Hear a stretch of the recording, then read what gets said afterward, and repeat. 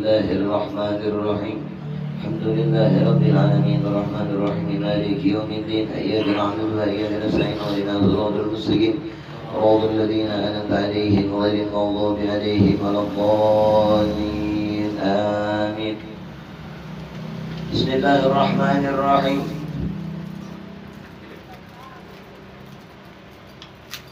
الحمد لله والصلاة والسلام على رسول الله سيدنا ونبينا محمد بن عبد الله وعلى آله وصحبه ومن تبعه أما والاه. سبحانك لا علم لنا إلا ما علمتنا إنك أنت العليم الحكيم ولا حول ولا قوة إلا بالله العلي العظيم ولا حول ولا قوة إلا بالله العلي العظيم. ألا إن أولياء الله لا خوف عليهم ولا هم يحزنون لهم البشرى في الحياة الدنيا وفي الآخرة لا تبديل لكلمات الله وساكن التوصيل. عند ذكر الأولياء قال النبي محمد صلى الله عليه وسلم عند ذكر الأولياء تنزل الرحمات. Ketika dibaca daripada manakib atau riwayat hidup daripada wali-wali Allah itu, maka akan diturunkan oleh Allah beberapa rahmat atas orang yang mendengar juga atas orang yang hadir mengikuti. Untuk mengambil barakah, di sini Al-Faqih akan membacakan biografi atau riwayat hidup yang kita kenal di dalam negeri Islam, yaitu bahasanya manakib, yaitu riwayat hidup seorang wali atau kekasihnya Allah, yang mana dengan kita membaca manakib tersebut atau membacakan riwayat hidup orang yang soleh tersebut, besar harapan mudah-mudahan diturunkan oleh Allah Subhanahu wa ta'ala di tengah-tengah kita yang sedang membaca dan hadir mendengarkannya. Dan juga besar harapan mudah-mudahan kita bisa menteladani daripada perjalanan hidup seorang wali yang dekat kepada Allah tersebut. Mudah-mudahan pula bila mana kita menjalankan apa yang telah diajarkan atau yang telah dijalankan oleh para wali-wali tersebut, kelak kita mudah-mudahan dikumpulkan oleh Allah beserta mereka para kekasih Allah tersebut. Masa kecil Syekh Muhammad Arsyad Al-Banjari, daripada jalur nasabnya ia adalah Maulana Muhammad Arsyad Al-Banjari bin Abdullah bin Abu Bakar bin Sultan Abdul Rashid Al-Mindanao bin Abdullah bin Abu Bakar Al-Hindi bin Ahmad As-Salabiyah bin Husain bin Abdullah bin Syekh bin Abdullah Al-Idarus Al-Akbar. Ini adalah datu daripada marga Al-Idarus. Bin Abu Bakar As-Sakran bin Abdul Rahman As-Sagab bin Muhammad Maulad Dawilah bin Ali Maulad Darat bin Alwi Al-Wiyur bin Muhammad Faqih Muqaddam bin Al-Faqih Nuruddin bin Muhammad Sahib Mirbad bin Ali Khali Qasam bin Alwi bin Muhammad Maulad Sa'ah bin Alwi Abi Sadah bin Ubaidillah bin Imam Ja'far As-Siddiq bin Al-Imam Muhammad Al-Bagir bin Al-Imam Ali Zain Al-Abidin bin Al-Imam Sayyidina Husain bin Al-Imam Amirul Mu'minin Ali Karramallahu Wajhah, yang mana beliau adalah suami daripada Sayyidah Fatimah Az-Zahra binti Rasulullah Sallallahu Alaihi Wasallam. Daripada hasil pernikahan orang tua beliau, Syekh Muhammad Arsyad ini, Abdullah dengan Siti Aminah, ayah beliau Abdullah, ibundanya Aminah, sama persis dengan ibundanya baginda Rasulullah Sallallahu Alaihi Wasallam, sama persis dengan ayahandanya baginda Rasulullah Sallallahu Alaihi Wasallam. Maka lahirlah Muhammad Arsyad. Jadi anak daripada Abdullah dan Aminah, saudara daripada Muhammad Arsyad ini ada 4 orang. Kelima dengan si beliau adalah anak tertua daripada Aminah dan Abdullah. Yang kedua adalah Zainal Abidin, saudara beliau. Yang ketiga adalah Abidin. Yang keempat Biang Panangah. Yang kelima Nurmin, saudara sini. Syekh Muhammad Arsyad melewatkan masa kecilnya di desa kelahiran beliau yang bernama Lok Gabang. Nah, sampai ini ada Lok Gabangnya di kampung sini, yang terletak di Martapura. Martapura ibu kota daripada Kabupaten Banjar.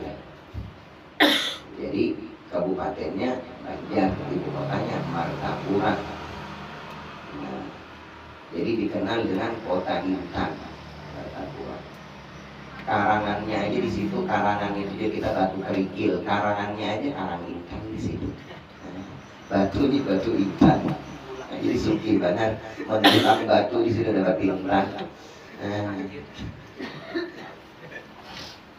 jadi masa kecilnya beliau telah dididik dan dilatih oleh orang tua beliau, yaitu Abdullah dan Aminah.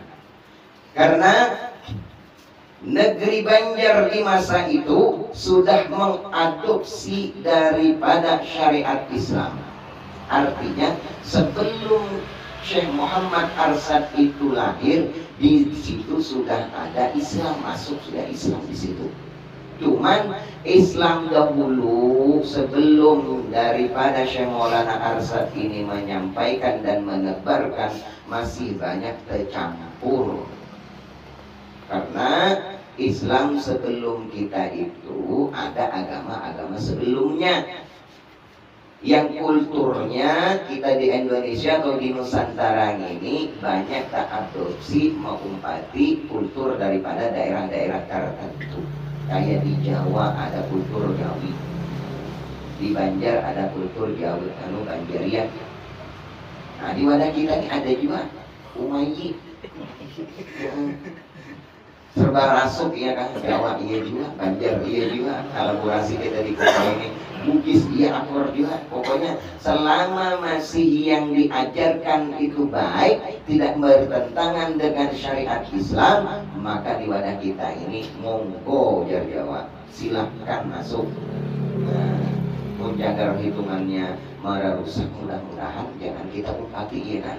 Ini pian ada nang hanyar, lain kultur kita, lain kebiasaan kita, lain ampun benua kita, ampun benua luar sana, planet mana kan yang membawa itu hanya kebiasaan indah lagi bertahlilan. Kali ditakuni tahlil itu boleh nggak? Boleh aja. Apa hukumnya? Ada apa bagusnya? Tapi bahan bertahlilan orang ada boleh. Baca Yasin boleh, boleh. Timbah baca Yasin itu ada boleh. Nang ini bubuhan-bubuhan ini mau kawan jangan tapi hendak diumpati. Haram jar bayi ziarah manusia dikubur ya. Haram ada boleh ya. Ziarah manusia ziarah manusianya dikubur. Baik, kamu ziarah kuburnya ada di tangan-tangati. Manusianya yang dikubur ini boleh, ada boleh. Nah ada aliran-aliran yang kayak itu, bubuhan yang masuk kepada kita ini mudah-mudahan masih hubungan kita kumai masih kawat terbentengi. Karena apa?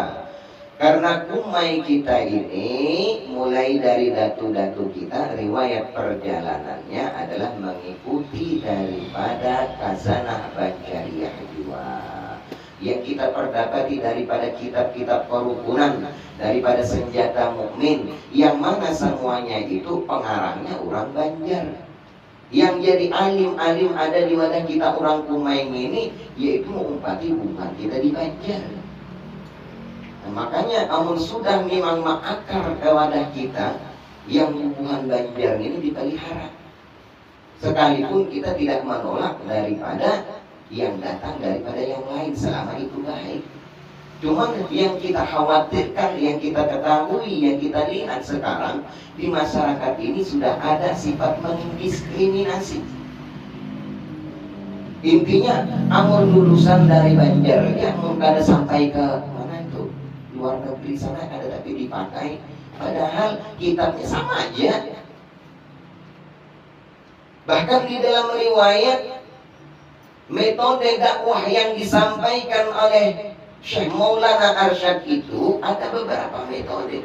Yang itu alhamdulillah sampai wayah ini di Martapura ini dipertahankan.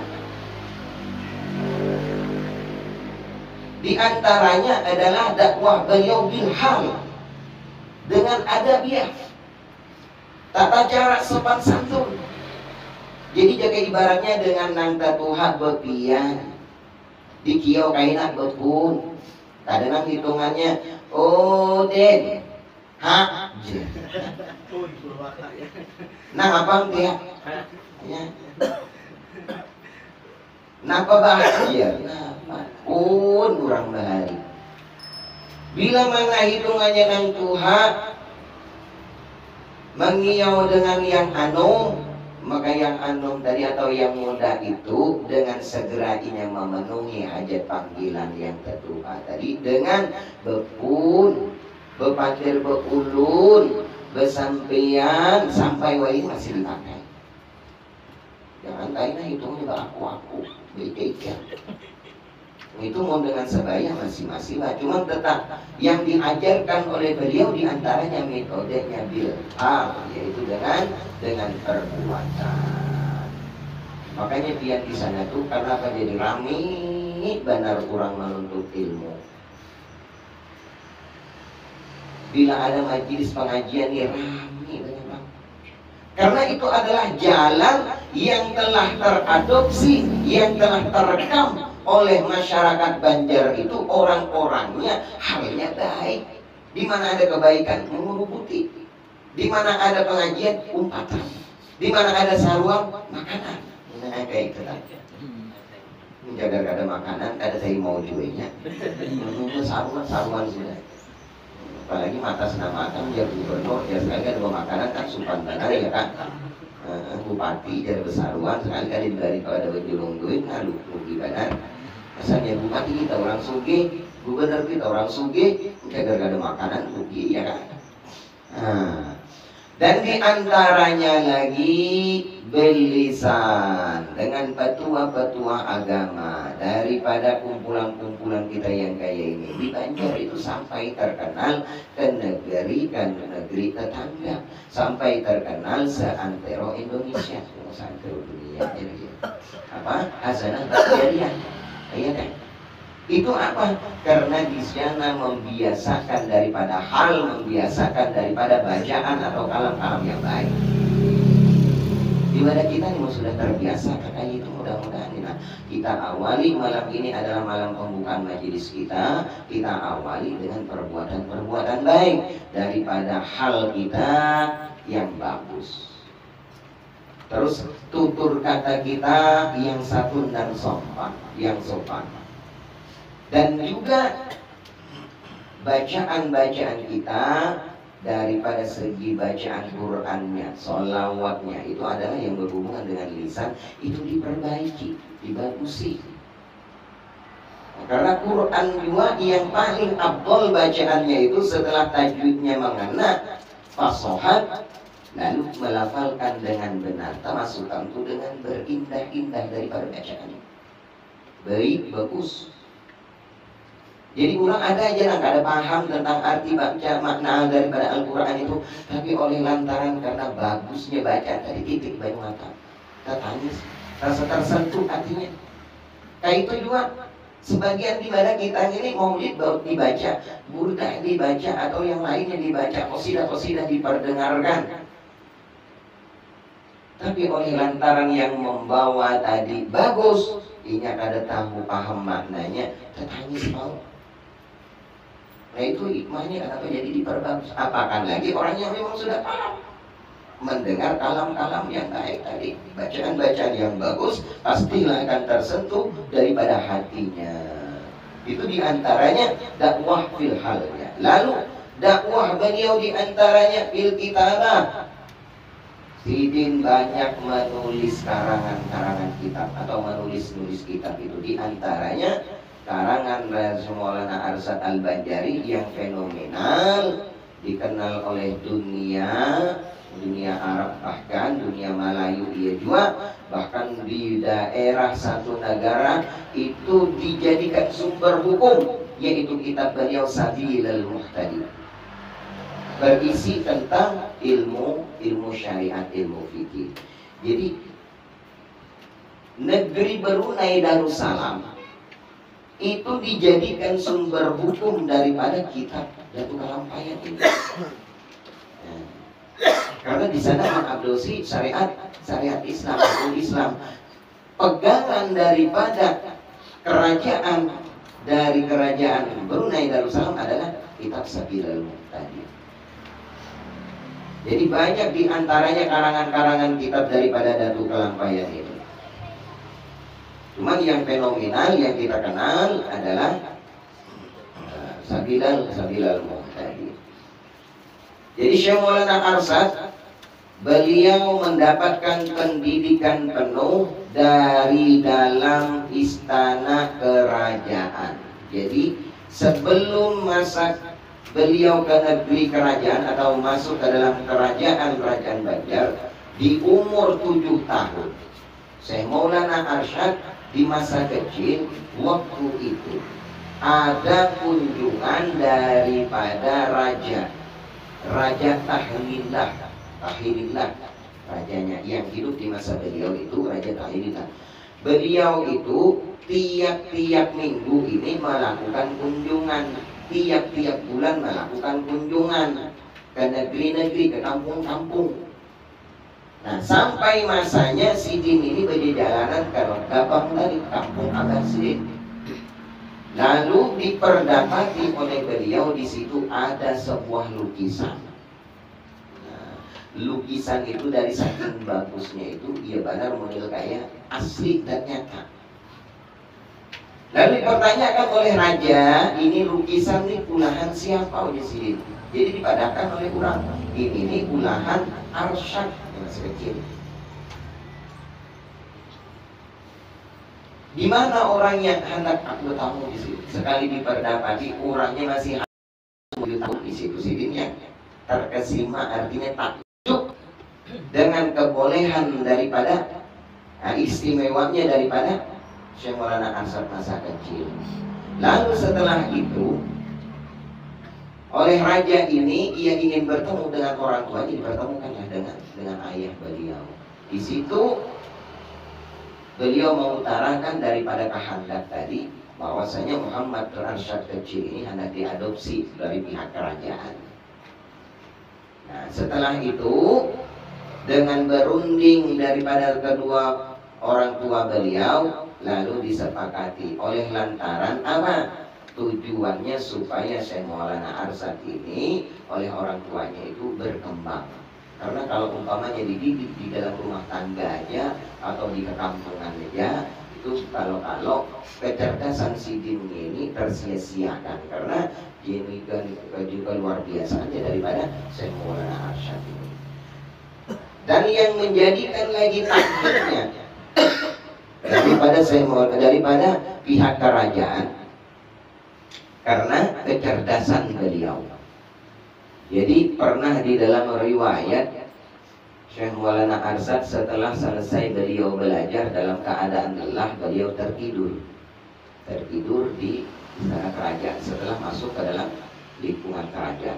Jadi raja itu memperdapati tidurnya beliau itu satu hasta terangkat daripada tempat tertidurannya tadi.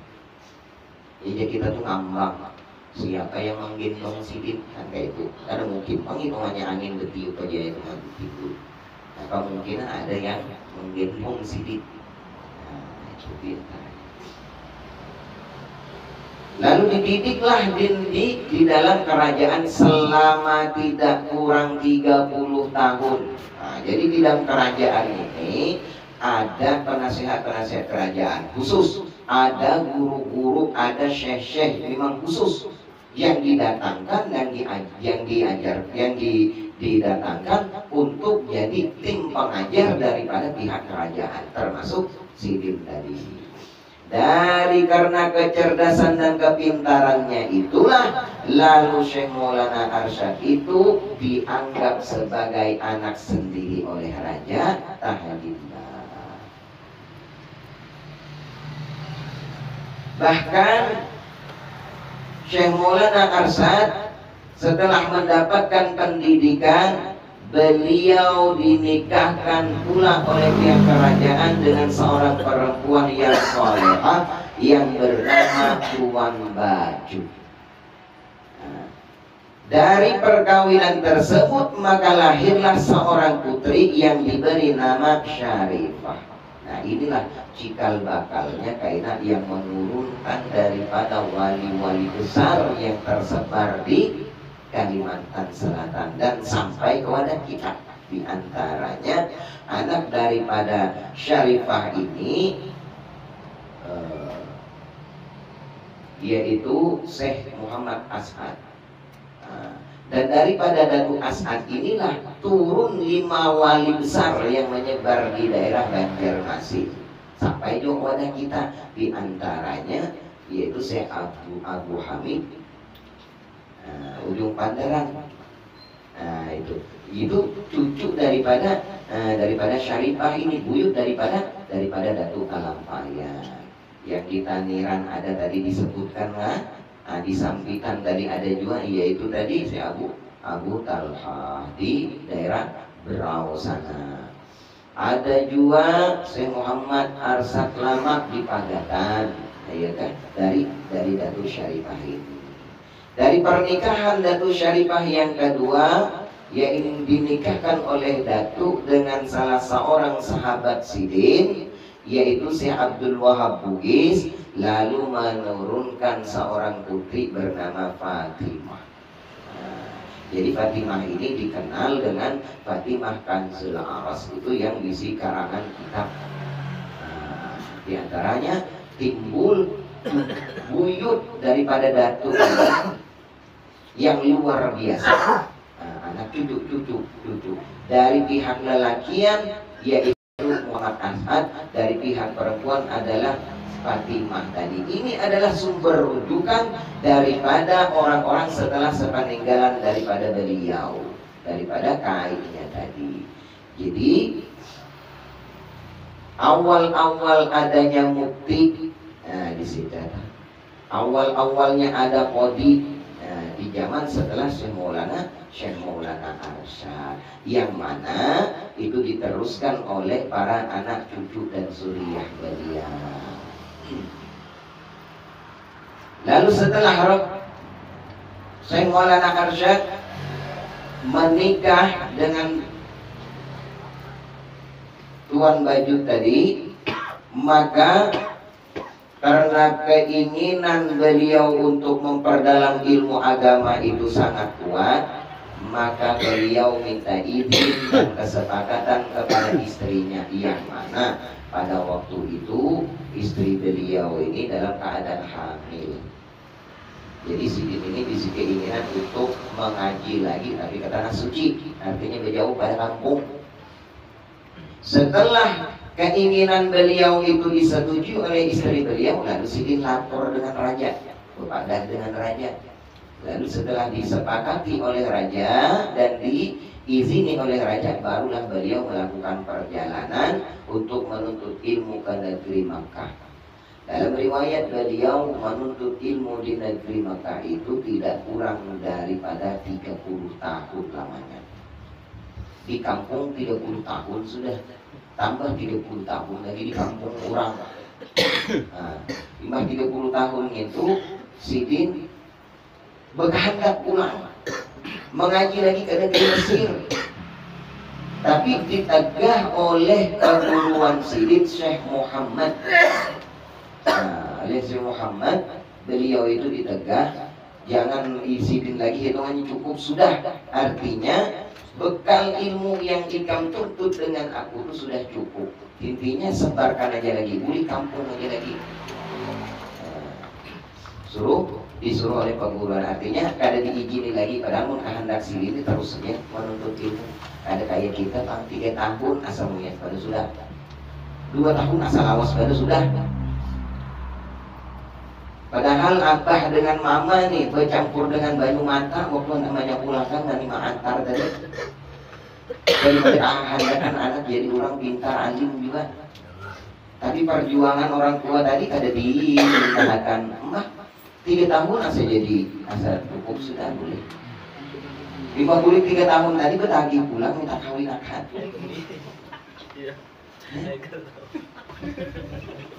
Ada sidin ini 60 tahun hendak mengaji lagi. Iya nanti perjalanan sidin bulik kada langsung sampai ke Banjar Bang, singgah dulu di Padang mengantar sahabat sidin yang mengarang kitab ini. Kitab Syiarus Salikin ini kawan seperjuangan sidin. Siapa orangnya? Syekh Al-Alim Al-Alama Syekh Abdul Somad Al-Palembani. Nah, daerah Palembang nanti mengantarkan awan sidin dulu. Dan Palembang lalu singgah di daerah Betawi mengantarkan awan sidin lagi Syekh Abdul Rahman Al-Misri, kawan sidin yang di Betawi itu. Di Betawi ini sidin sempat singgah mengajar dan sempat beliau membetulkan arah kiblat dari beberapa masjid. Kada sebutin masjid Bang. Ada beberapa masjid dalam riwayat itu tidak kurang dari 3 buting masjid itu yang dibenarkan oleh beliau itu. Sampai ada prasastinya, sampai wayahini itu ditulis di batu bahwasanya masjid ini digeser arah kiblatnya sekitar 25 derajat oleh Syekh Maulana Arsyad Al-Banjari.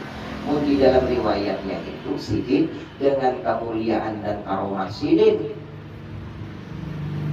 Karena kalau sembarangan itu sudah dihitung oleh sidin karena sidin ahli falakiyah, ini letak biografisnya di sini. Lalu ada karomahnya juga di dalam riwayat itu. Sidin berdiri itu di dalam sini sidin dilihat oleh orang tembus adalah ke Baitullahnya tadi.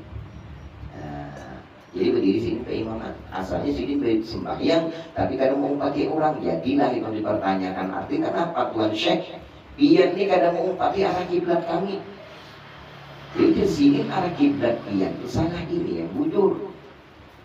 Artinya dengan hal apa pian berani mengatakan pun kami ini salah pun pian yang bujur. Nah di situ itu oleh sidin.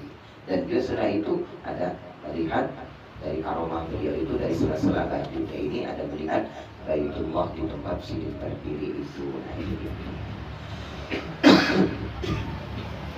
Jadi sepanjang perjalanan beliau terus itu menjalankan misi dakwahnya, sehingga di masjid di Betawi beliau berdakwah hingga pada satu malam terngiang kerinduan yang mendalam kepada istri beliau dan kepada anak beliau. Dan terngiang hati kerinduan kepada kampung halaman yang mendalam. Lalu sidin bersikeras hati untuk bulik kampung. Lalu sidin bulik berdua dengan menantu sidin Syekh Abdul Wahab Bugis dari bulik sampai ke negeri Banjar. Lalu disambut dengan meriah kedatangan beliau karena beliau sudah menjadi sebagai ulama besar. Belum lagi sampai ke Banjar, nama kebesaran dan kemuliaan sidin sudah sampai berdahulu ke Banjar. Makanya disambut oleh kerajaan dengan sambutan yang resmi. Bahkan setelah datangnya beliau, kerajaan itu mengadakan jamuan pesta sebanyak atau selama 7 hari 7 malam. Karena apa? Karena ujar Syekh Abdul Rahman Siddiq, pecucuan sidin daripada Datuk Kalampayan yang menjadi mufti dari negeri kerajaan Indragiri itu mengatakan, tidak ada pangkat yang paling mulia setelah pangkat para anbiya, artinya setelah pangkat para nabi-nabi, kecuali pangkat aulia atau pangkat ulama. Orang dulu mengadopsi itu. Jadi siapa yang alim itu yang memang pantas untuk dimuliakan. Wih ini siapa yang berduit itu pangampun aturan. Raja aja kan boni mani dengan orang yang berduit, apalagi orang biasa. Raja tuh, presiden aja kita ada wani dengan orang berduit. Padahal kedudukan mulianya seseorang di sisi Allah setelah pangkat kenabian adalah pangkatnya aulia Allah atau pangkatnya ulama. Cuman yang di akhir kita zaman wayahid ini hendaknya berhati-hati mengkultuskan ulama itu, karena kebanyakan ulama diangkat seorang ini ijma ulama, tapi ada sebagian ulama yang ada setuju. Omong dulu tuh panggilan ini seseorang pantas dijadikan ulama, setuju semua. Ada wayahid ini mengangkat diri seorang. Lalu ada ijma-ijmaan tadi, tapi sebagian orang ijma ulama yang lain ada setuju. Nah, jadi berhati-hati banyak ini. Banyak disimpang siurkan kita ini yang orang memang kada pantas jadi ulama diulamakan. Karena memang sudah jelas di akhir zaman itu ujar Nabi itu ulama. Sedikit banyak para ulama yang pantas dianggap atau dijadikan ulama. Wa kasirul khutama, banyak orang yang pandai berpandir, orang khutbah. Nah, di akhir zaman itu banyak yang kayak itu. Bila diberi podium, jadi awal podium ya, diberi panggung, diberi pentas, suruhnya berpandir. Padahal kada pondokan, padahalnya kada mondok. Artinya kada dari pondok, orangnya itu diberi panggung, berpandir masa urusan agama ini asal ianya ini memintarnya udah. Di zaman wahyu ini tuh kayak itu. Kalah tadah udah bahasa Banjarnya itu. Kalah tadah kurang nang asli bujur jebolan pesantren. Tadinya insinyur doktor nah apakah hitungannya diberi kesempatan oleh orang iya tuh bisa membahas tentang ilmu agama juga. Yang wayah ini itu iya banyak kabur simpangnya. Doktoran terus bukan dia masalah agama juga. Senono ustadznya kan diberi kesempatan. Keterlaluan, jujur keterlaluan ini. Kadang menghormati lawan orangnya itu dia ya Allah. Pede habis. Pede. Ada ampun sidin jujur aja ada ijazah, tapi ijazahnya ijazah apa dulu? Ijazah SD, SMP, SMA. Nah, bangku kuliah S1, S2, S3, S4, S-senior. Ada ampun orang ini banyak. Ijazahnya juga loh. Ijazah bacaan Qur'annya ada, ijazah hitungannya tasbihnya ada. Ini yang jelas hitungannya itu nah iya tuh ada kawan juga disuruh orang juga. Diambil alih oleh tadi yang S-senior tadi. Gara-gara berpangkat dunia di wadah kita terjadi hal-hal yang kayak itu tuh. Mantang-mantang suara bagus, padahal bacaan kada ditasrif lagi. Sanad ijazahnya sampai kada. Ada kada bisi sanad ijazah Qur'annya? Kira-kira tak? Namun di bangku kuliahan yang dapat S-senior tadi, asaan ulun bakal ada. Lain orang hitungannya yang memang di pondok itu tuh memang gaji bujur. Ayo bah sadar diri, jangan marga suara bagus lalu ya kahapun juga dengan ulun sini itu ulun tasbihakan yang berucap-ucap bacaan berucap-ucap. Ada tahu lagi tentang hak-haknya buruk, imam sudah. Jaga ibaratnya itulah makmumnya tuh orang yang sebastinya bisa. Ini ustaz ada juga guru-guruan di belakang. Orang yang paham tentang ilmu Qur'annya di belakang. Ini kecolongan kita di wadah kita ini bertebaran. Mestinya yang memang sudah berkasih itu yang jadi guru, itu yang jadi imam, itu yang memimpin. Yang jelas sanad ijazahnya bertalaki bujur bahada bujur dengan gurunya.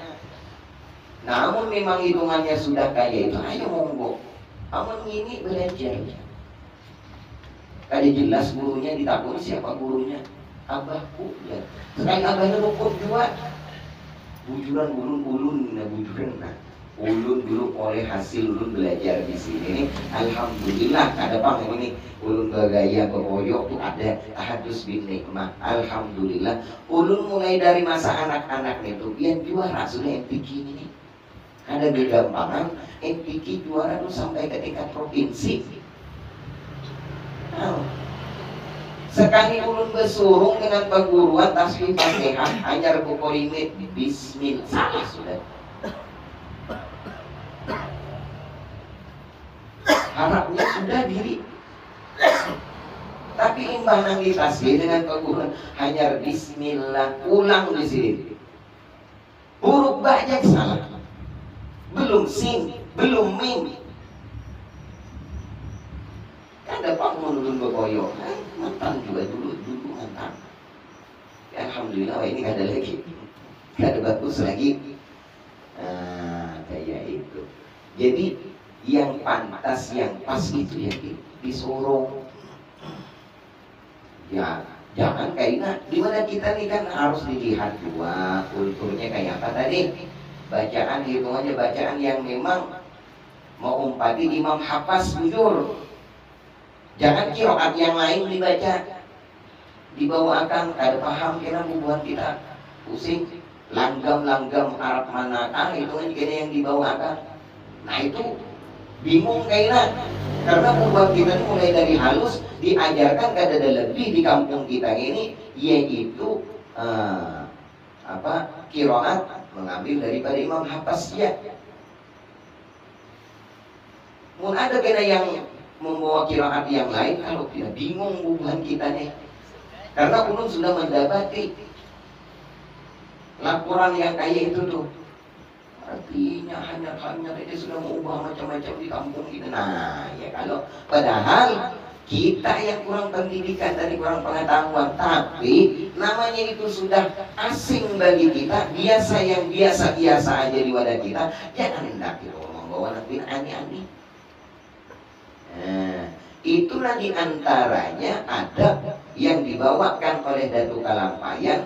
Kulturnya tadi mengumpati apa yang benar. Jadi kadang orang membenturi dengan keadaan.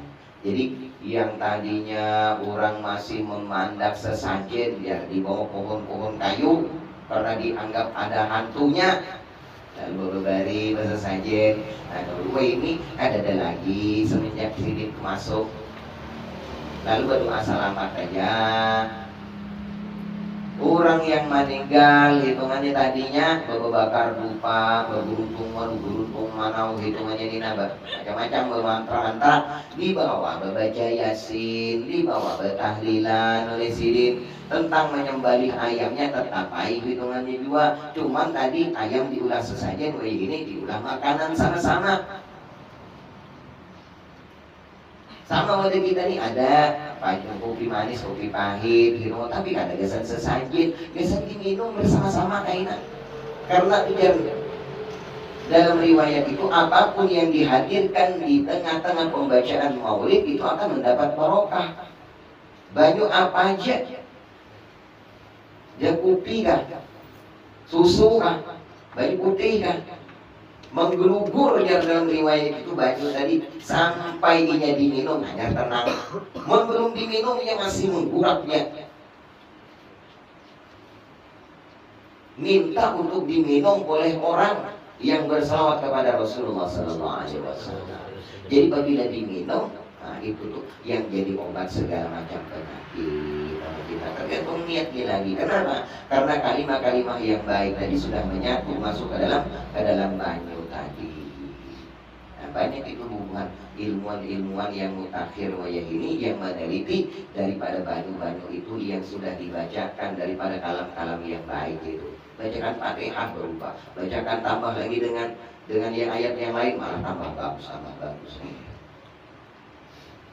Itulah yang dari dasar wayah ini oleh orang-orang itu air ruqyah ya. Nah, Baik, ruqyah.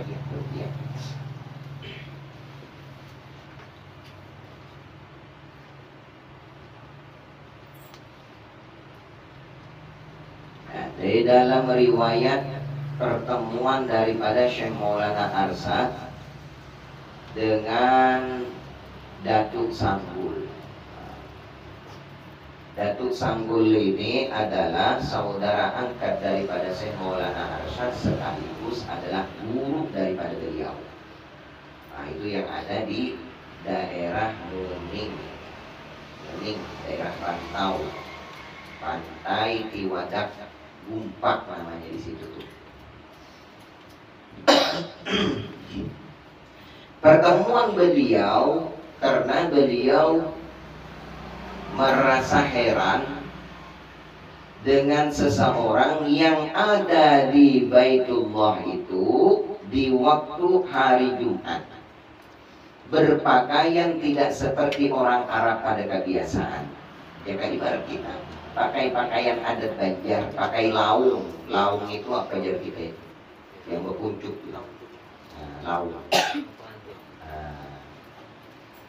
Amun orang di sana kan mungkin berimamah, begulang atau berselumpui. Ada sidin waktu itu belaung. Lalu mengambil daripada tangkalang, jadi kita butah, bahasa Banjar itu butah. Amun bahasa kita sini tangkalang. Yang dari rotan itu yang di ayam tuh, nah itu yang dibawa sidin. Nah, jadi setelah sidin tuntung berdoa, dilihat hilang sudah orang tadi. Timbul penasaran. Di Jumat yang kedua, sidin melihat ulang dengan orang itu. Kayaknya di sidin datangi anak betapun orang mana. Sekali tuntung berdoa, hilang pulang. Sampai ketiga kali di hari Jumat, beliau itu melihat kembali orang tersebut. Lalu didatangi oleh sidin, lalu bertatai duduk di tatai oleh sidin. Dengan harapan tadi hendak bertamu dan bertakun dengan jelas siapa orangnya. Setelah tuntung salam berdoa, lalu ditangkap si tangan Datuk Sanggul tadi. Lalu ujar Datuk Sanggul, apa gerangan dia ini menangkap ulun nih? Dalam bahasa Arab, pada waktu itu ada bahasa kita. Karena tahunya di situ orang Arab. Nah, dijawab oleh sidin, artinya ulunnya hendak bertakun dia ini orang mana? Ya, yang kisahkan orang Borneo, karena Borneo ini ada di daerah Kalimantan. Orang Borneo daerahnya daerah Muning, kampungnya kampung Pantai, nah, di kampung Pantai Tiwadak Gumpak, nah, Tiwadak Gumpak kampung. Jadi siapa nama pian? Ini Sanggul di sini, itu Sanggul tahunya orang. Kawak pian artinya beelang ke rumah ulun. Ada yang udah ulun takut ya kan. Ayo di sini, pulang sini. Nah, singgah tadi di rumah Datuk Lampayan sidin waktu menuntut ilmu di Makassar. Lalu dipertanyakan hal sidin tadi. Artinya pian ini ulun perdapati tiap Jumat ini sembahyang di sini. Dengan cara apa pian sampai? Nah, kayak itu. Dijawab oleh Datuk Sanggul, artinya anugerah kemuliaan daripada Allah Subhanahu wa Ta'ala. Ditanya lagi oleh sidin, apa yang dijalankan dan diamaliahkan oleh pian sampai pian memperdapati kemuliaan? Jadi dijawab lagi oleh sidin, ulun ini belajar dengan seorang guru di daerah Muning itu, nama sidin Datuk Suban. Dan Datuk Suban ini murid dan belajar mempelajari daripada kitab yang dibawa oleh Datuk Nuraya.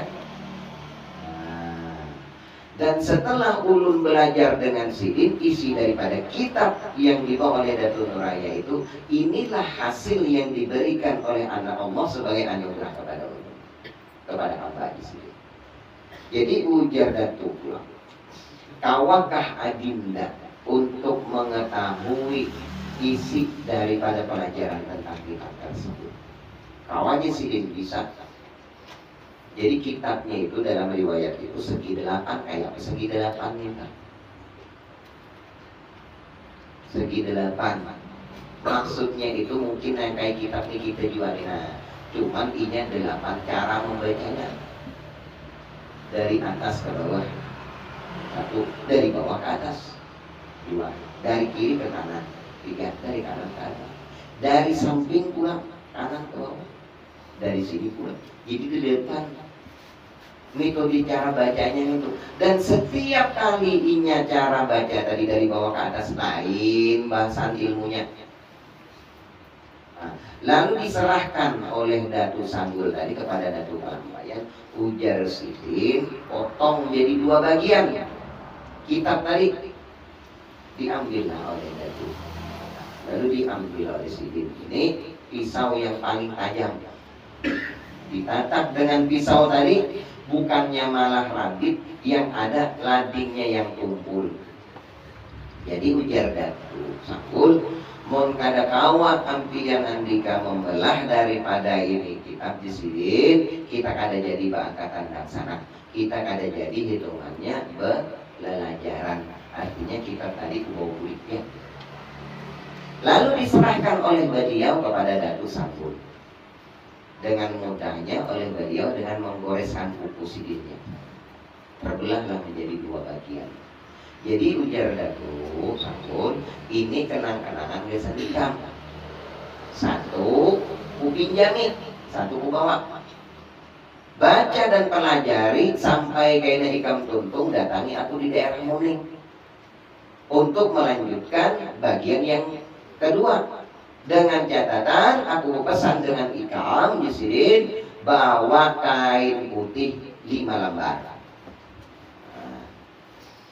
Nah, sekali itu udah angkatan dan sana terpisah bulik Sidin.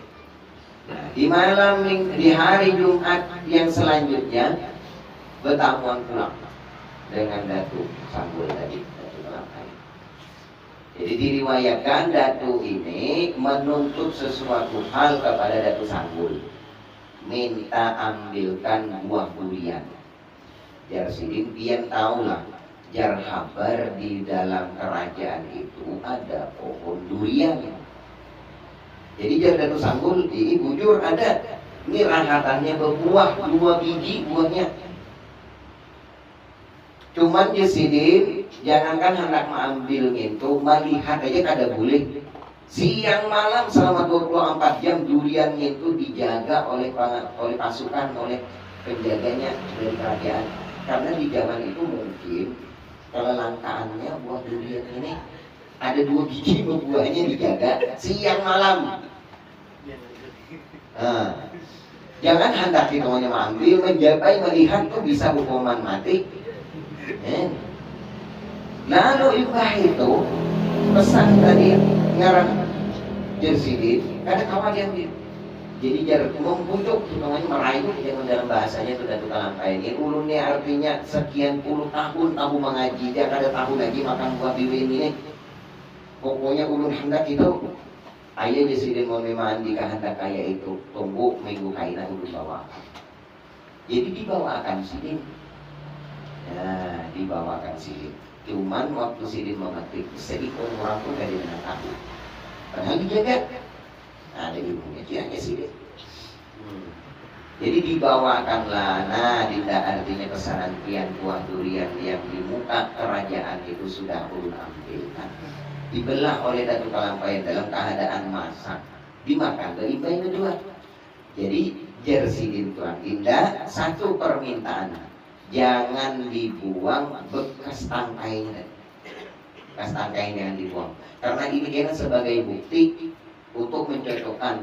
Kalau jangan kainan jari ikam itu aku di mana kamu dari mana kan? Atau juga dari buang kerajaan kainan. Pandir, ada tempat di pandir. Bujur kah ikam mau ke posisi di Jawa? Di Jawa. Di Mekah sana maka kamu ambil ke sini kan kayak itu. Nah, lalu disimpan oleh Sidin. Lalu sebelum berpisah, lalu Datu Sanggul tadi berpasan. Jar Sidin ini pertemuan yang terakhir.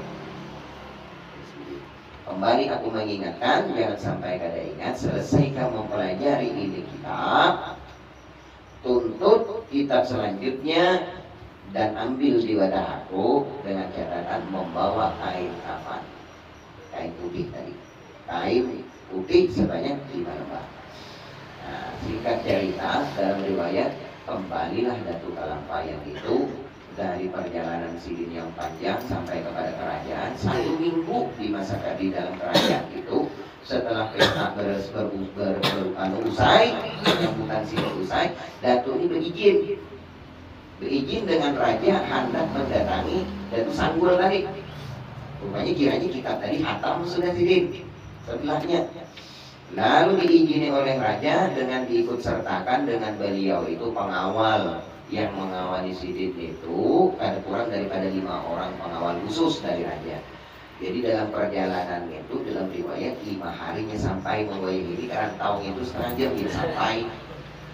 Nah, cuman dulu lewat kampung ini, hutan itu ya. Nah, sampai perjalanannya tanya-tanya dengan orang lalu ketemulah rumah tadi. Dalam riwayat sampai ke depan halaman rumah tadi disambut oleh seorang wanita. Dipertanyakan, siapa sebenarnya sampian? Saya ujar Sidin, aku Muhammad Arsyad daripada Martapura, kampung Martapura.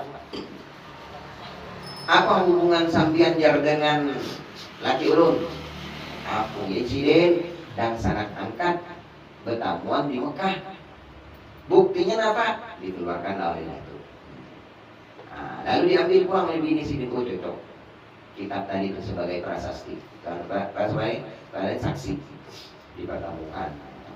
Jadi Sidin sesuai dengan amanah daripada beliau bahwasanya kelak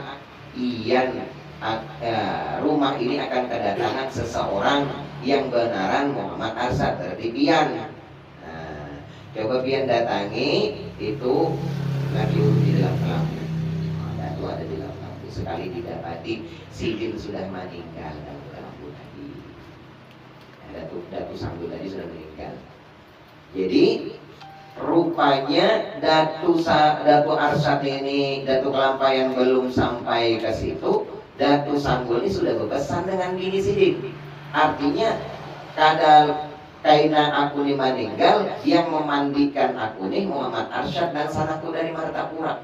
Inya juga yang mengampani, inya yang memandi, inya juga yang menguburkan aku.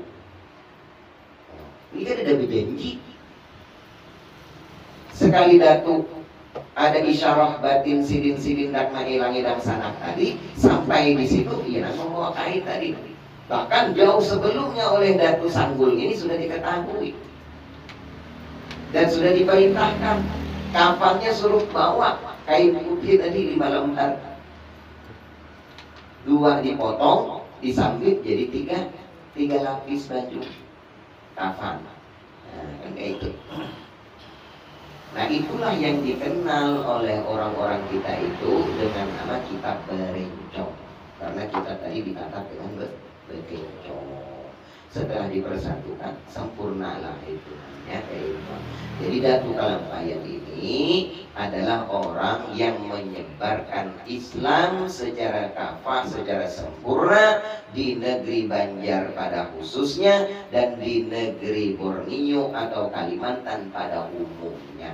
Dan di antaranya metode dakwah beliau mendidik anak untuk menjadi orang alim, setelah alim ditebar dan disebarkan ke kampung-kampung yang mana membutuhkan guru pengajar. Sampai ke wadah kita ini ada kaitannya, ada hitungannya guru majri di wadah kita nih, dan ada yang lain-lainnya. Dan bahkan masih ada yang tersembunyi di wadah kita ini, yang mana kilauan cahaya kemuliaan karomahnya itu tembusnya sampai di Banjar. Nah, tinggal pian cari, ada sebelum daripada mereka itu yang sudah daripada Julian Datuk ini sudah berduduk di sini. Nah, tinggal pian cari keramatnya yang mana kan. Nah, itu makanya bagus di mana ada keramat didatangi, di mana keramat didatangi, mengharap barokah, tambahan-tambahan kebaikan kepada hidup kita, tambahan-tambahan kebaikan, mudah-mudahan kelak kita dikumpulkan dengan orang-orang yang baik-baik tadi, orang-orang yang mempunyai pangkat kedudukan di sisi Allah Subhanahu wa taala. sebelum kita menutup, kita ada tahlil.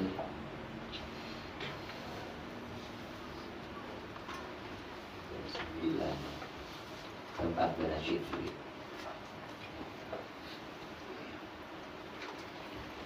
الذين آمنوا وتطمئن قلوبهم بذكر الله لا بذكر الله تطمئن القلوب فاعلم أنه لا إله إلا الله لا إله إلا الله